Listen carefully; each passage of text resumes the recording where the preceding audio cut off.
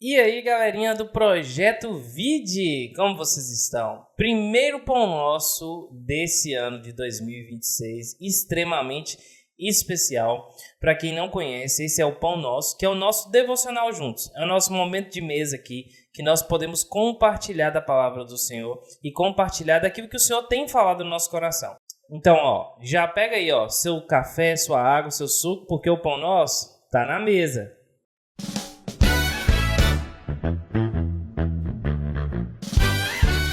E antes da gente começar, eu já quero pedir você que não é inscrito, clique aqui embaixo, já se inscreve no canal. Você também pode curtir, comentar, compartilhar. Fale pra gente o que esse devocional falou ao seu coração. E se ele falar ao seu coração, compartilhe essa mensagem. Porque esse foi o mandamento do Senhor, para que nós possamos ir e fazer discípulos compartilhando a palavra dele, aquilo que ele ministrou aos nossos corações.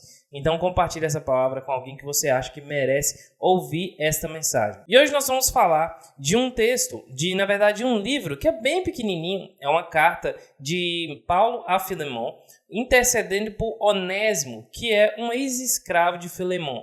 E nós vamos ler aqui do versículo 8 até o verso 20. E no versículo 8 vai dizer assim: Pois bem, ainda que eu sinta plena liberdade em Cristo para te ordenar o que convém, prefiro, todavia, solicitar em nome do amor, sendo o que sou, Paulo, o velho, e agora até prisioneiro de Cristo Jesus. Sim, solicito-te em favor de meu filho Onésimo, que gerei entre algemas. Ele antes te foi inútil, atualmente, porém, é útil a ti e a mim. Eu te envio de volta em pessoa, quero dizer, o meu próprio coração. Eu queria conservá-lo comigo mesmo para, em teu lugar, me servir nas algemas que carrego por causa do Evangelho. Nada, porém, quis fazer sem o teu consentimento, para que a tua bondade não venha a ser como que por obrigação, mas de livre vontade. Pois acredito que viver a ser afastado de ti temporariamente, a fim de que receba-os para sempre.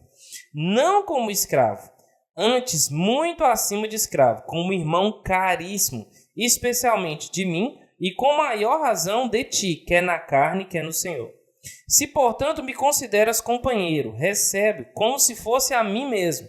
E se algum dano te fez ou te deve alguma coisa, lança tudo na minha conta. E eu já quero deixar esse título aqui para esse pão nosso: lança tudo na minha conta. Paulo aqui, ele está intercedendo pela vida de Onésimo, que é um ex-escravo fugitivo de Filemon. E Paulo aqui, assim como ele mesmo diz, ele está entre algemas, ele está preso por causa do Evangelho. Paulo aqui está preso, já avançado em idade, por causa da mensagem da qual ele carregou. E Paulo, preso, está clamando pela libertação de um escravo. E esse é o primeiro ponto que eu quero trazer. Como alguém que está no momento de dificuldade pode ajudar outra pessoa naquela mesma dificuldade em que ela se encontra. E esse é um dos pontos cruciais da nossa vida cristã. Poder ajudar as pessoas, poder auxiliar as pessoas, independente da nossa dor. Existe uma cena numa série chamada The Chosen. Se caso ainda você não viu, eu sugiro aqui que você veja, porque é muito rica e eu de fato eu gosto bastante.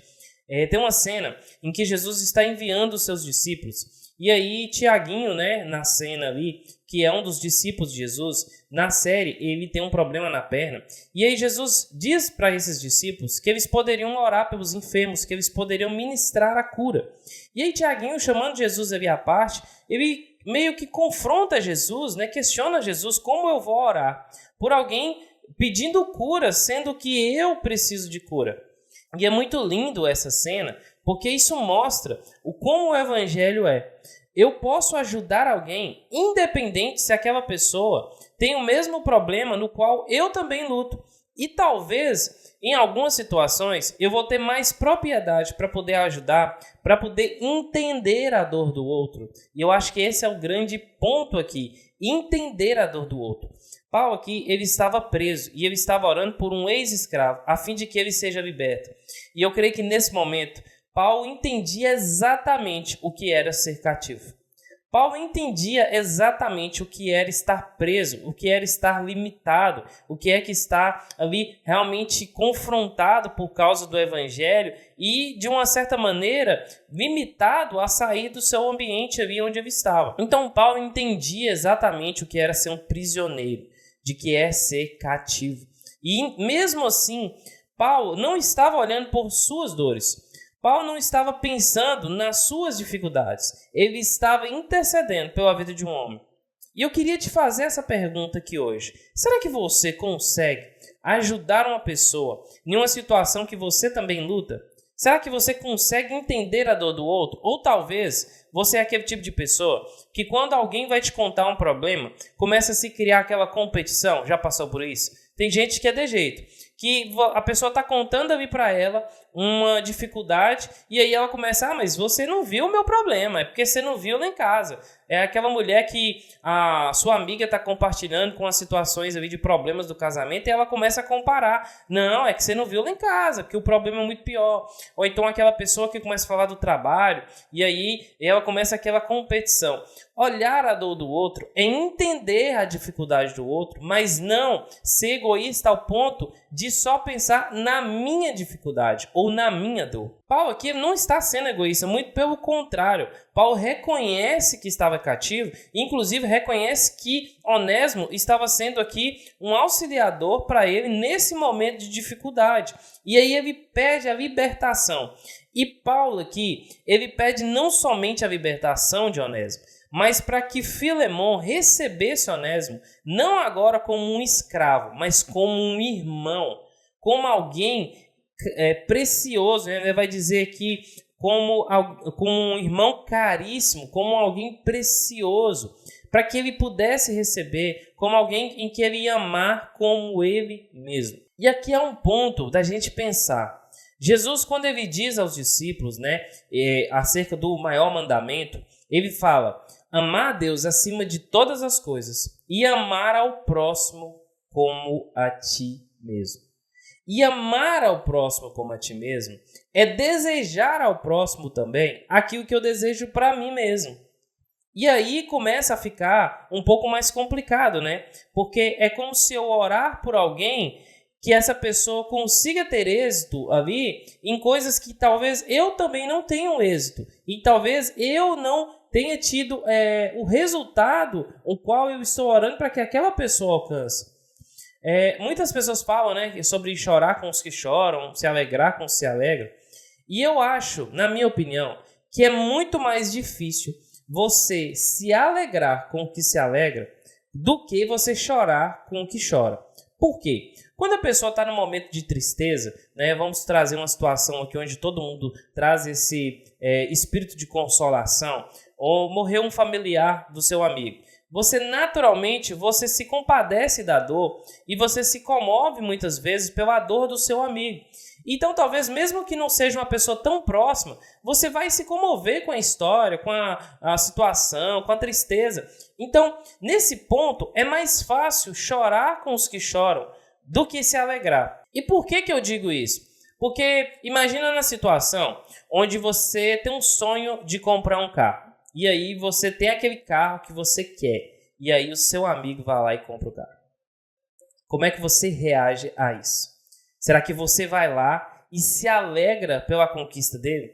Ou você começa a julgar o porquê que ele conquistou isso e não você? Ou você começa a pensar de que ele não merece receber, o que talvez ele não se esforçou suficiente para ter aquilo e você que se esforça não recebeu. Se você pensa isso, ou talvez você conhece alguém que pensa isso, essa pessoa precisa entender à luz do Evangelho o que é amar ao próximo como a ti mesmo. Porque amar com o próximo a ti mesmo implica isso, é se alegrar com a conquista do outro, independente se aquela conquista é algo que eu desejava para a minha vida. É poder celebrar o casamento de alguém, ainda que eu também não tenha me casado. É poder celebrar a promoção de um meu companheiro de equipe. Esse é difícil. E esse é complicado. Você trabalha num lugar e aí você se esforça, e aí o seu companheiro do lado também se esforça, também trabalha, e aí você vê ele sendo promovido no seu lugar. Será que você conseguiria se alegrar? Será que você conseguiria se alegrar com a alegria dele? Eu acho que aí começa a ficar complicado. Mas isso também é amar ao próximo como a mim mesmo. É desejar a ele aquilo que eu desejo para mim. E Paulo aqui ele está desejando para Onésimo algo que ele no momento não tinha, que é essa liberdade. Paulo estava cativo, embora Paulo entendia o conceito de liberdade de Paulo seja completamente diferente, né? Porque Paulo entende que antes ele era escravo do pecado e agora, pela liberdade de Cristo, ele estava livre. Mas aqui Paulo estava entre algemas, Paulo estava aqui numa prisão e ele clamava pela libertação independente das suas dores. Então ele não estava olhando para a sua própria dor, ele não estava olhando para a sua própria dificuldade, mas ele olhava para a dor do outro. Isso aqui é evangelho. Isso aqui é a profundidade do evangelho. Poder olhar para o irmão, sabendo que ele está em dificuldade, sabendo que eu estou em dificuldade, mas eu olhar para a dor dele. Um outro texto que vai relatar com muita propriedade aquilo que estava vendo aqui é a passagem quando nós conhecemos do bom samaritano. O bom samaritano, ele passa ali, vê aquele homem jogado ali no chão, espancado, foi roubado, teve seus pertences ali levados pelos ladrões. Então aquele homem deixa ele ali numa estadia, a ponto dele ser cuidado, até chegar a um ponto em que ele poderia sair e continuar ali a sua vida. Mas não somente ele paga ali a estadia, mas tudo aquilo que fosse de custo que aquele homem teria, seria lançado ali e seria pago pelo aquele samaritano. E é isso que Paulo está dizendo aqui, que inclusive é o versículo aqui que eu mais gosto dessa passagem, que é o versículo 18, que vai dizer: e se algum dano te fez ou te deve alguma coisa, lança tudo da minha conta. Isso aqui é olhar para alguém com dificuldade e assumir a responsabilidade de ajudar essa pessoa. Eu creio que isso aqui também traz um pouco a luz sobre o discipulado, sobre olhar alguém que está chegando, alguém que está com dificuldade, e talvez a pessoa tenha a mesma dificuldade em que você teve um dia e você olhar com um olhar de compaixão, sabendo a luta, sabendo aonde dói, sabendo a dificuldade e poder ajudar essa pessoa. Isso aqui lança tudo da minha conta. E esse é o evangelho, porque Cristo olhou para nós de uma maneira, de um amor tão profundo e tão intenso, do qual nós não merecíamos, do qual nós não éramos dignos, e Ele assumiu toda a responsabilidade. Ele levou sobre si todos os nossos pecados. Ele levou sobre si o peso do nosso pecado. E por causa do seu sacrifício, nós somos libertos. E isso é um motivo de celebrar. Então, quando Cristo está nos ensinando a amar as pessoas como Ele amou, é também viver isso na intensidade do qual Ele viveu, a ponto de assumir a responsabilidade e ajudar as pessoas que estão à nossa volta. E Paulo aqui, ele tinha autoridade suficiente para poder ordenar a Filemon, a fim de que Filemon só libertasse Onésimo. Você vê que no início aqui ele fala que embora eu sinta plena liberdade em Cristo para te dizer aquilo que eu quiser, porque Paulo havia recebido essa autoridade, Paulo aqui ele está trazendo um ensinamento a Filemon. Ele está ensinando a Filemon o perdão. Ele está ensinando a Filemon a amar a Cristo, a amar as pessoas como Cristo amou. Embora aquele homem talvez de fato tenha causado danos a Filemon, embora talvez ele tenha causado ali prejuízos a Filemon, Filemon agora poderia olhar para ele e perdoar, e olhar para ele sabendo que ele realmente não merecia, mas sabendo que o mesmo perdão que o alcançou agora poderia ser através da vida dele. E essa é a mensagem principal que eu quero deixar aqui para você essa tarde, essa manhã, essa noite, não sei a hora com que você está vendo esse vídeo. Permita que o perdão do Senhor seja através da sua vida. Não sei você, mas eu tenho a plena convicção de que eu não era merecedor da graça de Deus. Eu não era merecedor do perdão do Senhor. Eu não era digno da salvação a qual me foi alcançada. Mas, pelo sacrifício de Jesus, eu tive acesso ao Deus Pai. E esse é o maior tesouro que eu tenho na minha vida. Que você possa entender isso e olhar para as pessoas no mesmo olhar com que Cristo nos olhou, um olhar de perdão e compaixão. Se essa palavra for o seu coração, compartilha ela com mais alguém. Se ela talvez for no seu coração a ponto de perdoar alguém, perdoe e ajude essa pessoa, porque eu tenho certeza que o Senhor vai fazer através da sua vida. Amém?